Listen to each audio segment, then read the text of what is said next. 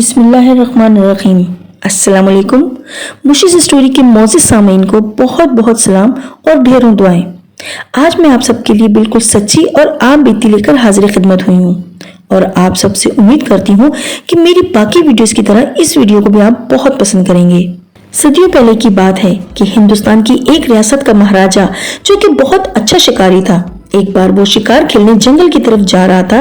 जिस जगह से गुजरना था वहां की नदी जो कि बहुत ज्यादा पानी के बहाव की वजह से पानी से अतल फतल थी, तो महाराजा को अपना रास्ता बदलना पड़ा। वो चलते जा रहे थे, उनका गुजर एक बहुत ही खूबसूरत गांव से हुआ। न चाहते हुए भी महाराजा ने अपनी सवारी रोकी और इस हसीन गांव को देखने लगा। अचानक उसकी निगाह एक हसीन नौजवान सबोल जिस्म वाली लड़की पर पड़ी जो कि एक दरख्त के नीचे इठलाती घूम रही थी। महाराजा अपने इलाके का खुद मुख्तियार हुक्मरान था। ये गांव और इसकी तमाम चीजें उसकी मलकियत में थीं। उस हसीन व जमील लड़की को देखकर बेचैन हो गया था। उसे हासिल करने के लिए उसने अपने अहलकारों को हुक्म दिया कि जाओ और उसे ले आओ। वो जबरन उस हसीना को अपने काफिले के साथ ले आए। महाराजा का इस हसीना के साथ शादी करने का कोई प्लान न था। इसने सोचा कि रात को ही इस लड़की के साथ अपनी हविस पूरी करूंगा। ये सोचकर वो उस लड़की की ख्वाबगाह में चला गया। अगले दिन सुबह महाराजा ख्वाबगाह से बाहर न आया तो सब बहुत परेशान और हैरान हुए। काफी इंतजार के बाद ख्वाबगाह में एक बुढ़िया को भेजा। इसने देखा कि महाराजा की अकड़ी हुई लाश पड़ी है जो कि नीले रंग में तब्दील हो चुकी है और वो हसीना वहां से गायब थी। तबीबों की इत्तला पर जाहिर हुआ कि महाराजा ने रात में जिस लड़की के साथ सोने की ख्वाहिश जाहिर की थी वो कोई आम लड़की ना थी, बल्कि वो एक वश कन्या थी।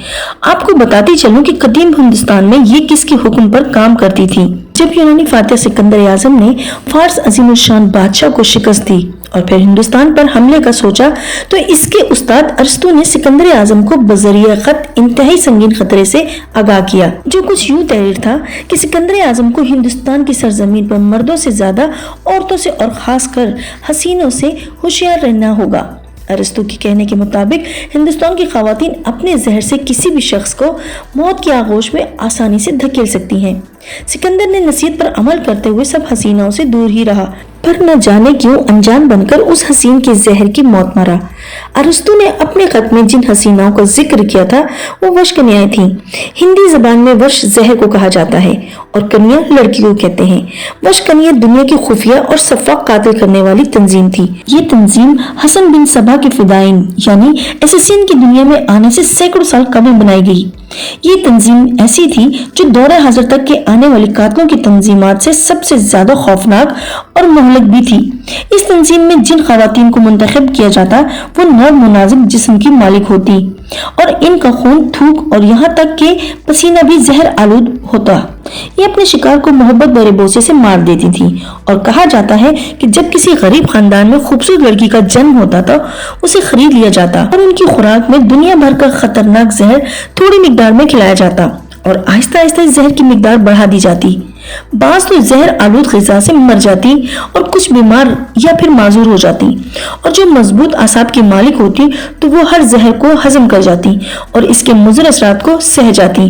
कदीम तहरीरों के मुताबिक अपने वक्तों के बहुत से माहिरीन तिब इस खतरनाक गिरोह का हिस्सा हुआ करते थे, जो हिंदुस्तान भर से मजबूत कुव्वत मुदाफ़त की लड़कियां जो कि मजबूत आसाब होने के साथ साथ खूबसूरत भी होती, इनको बेहतरीन खुराक और तालीम व तरबियत से सजाया संवारा जाता। जब ये 16 बरस की होती तब तक ये लड़कियां होशरबा हुस्न की नमूनों में तब्दील हो जाती।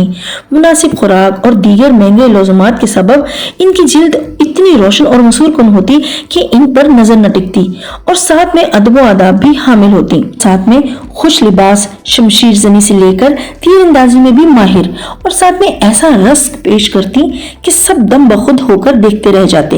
ये हसीन बलाएं ऐसी होती कि साधु और जोगी भी उन्हें देखकर हवास बाख्ता होकर उनकी जानिब हो जाते और फिर दोबारा दुनिया को न देख पाते। हिंदुस्तान की कदीम तारीखी किताबों में वश कन्याओं से मुतालिक बहुत मालूमात है, पर इनमें सबसे काबिल कदर मुस्तनिद तहरीर हिंदुस्तान के एक मशहूर बादशाह चंद्रगुप्त तैमूरिया के उस्ताद और इसके वजीर चाणक्य के किताब में अर्थशास्त्र है। चाणक्य कदीम हिंदुस्तान की वो शख्सियत है कि जिसे तारीख आलम में अरस्तू और अफलातून जैसी अहमियत हासिल है।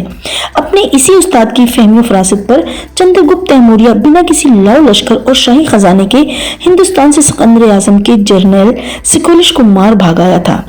اور وہ ہندوستان کی سب سے بڑی طاقتور ریاست مگدھ کے لیے خطرہ بن گیا تھا۔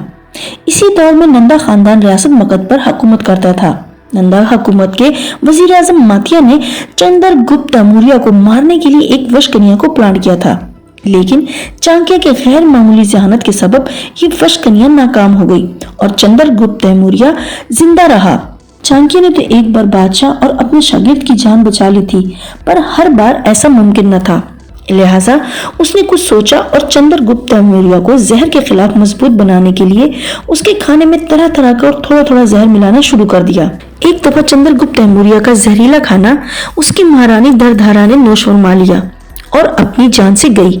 قصہ مختصر یہ، چندر گپت موریہ نے وشکنیوں کی فوج تیار کی اور اپنے بڑے بڑے دشمنوں کو موت کے گھاٹ اتار دیا۔ پاکستان کے علاقے ٹیکسلا میں پیدا ہونے والے ذہین و فطین ماہر معاشیات اور سائنسدان نے اپنی کتاب ارتھ شاستر میں وشکنیوں کی اہمیت اور انہیں تیار کرنا اور استعمال کرنے سے لے کر اپنے بچاؤ کے سارے طور طریقے لکھ ڈالے۔ آج کے دور میں یہ وشکنیاں تو نہ رہیں، پر ان کی عجیب و غریب گروہوں کی داستان ہندوستان کی تاریخ میں ان کی یادیں بھری پڑی ہیں۔ اسلامی تعلیمات میں کسی بھی شخص کو ناحق قتل کرنا شرک کے بعد سب سے بڑا گناہ ہے، بلکہ بعض علماء نے سورہ انبیاء کی آیت نمبر 92 کی روشنی میں فرمایا کہ کسی مسلمان کو ناحق قتل کرنے والا ملت اسلامیہ سے ہی نکل جاتا ہے، اور جو شخص کسی مسلمان کو جان بوجھ کر قتل کرے وہ جہنمی ہے اور وہ ہمیشہ وہیں رہے گا۔ اللہ اس پر غضب نازل کرے گا اور لعنت بھیجے گا۔ تو سامعین، آپ کو میری آج کا واقعہ کیسا لگا؟